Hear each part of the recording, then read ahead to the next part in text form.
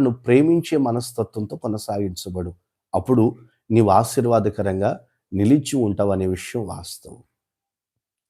చాలామంది చెప్తూ ఉంటారు ఇదిగో ఈ మాట. ఒక పాము ఈ వడ్రంగి పని చేస్తున్నటువంటి వారి ఇంట్లోకి వెళ్ళిందట.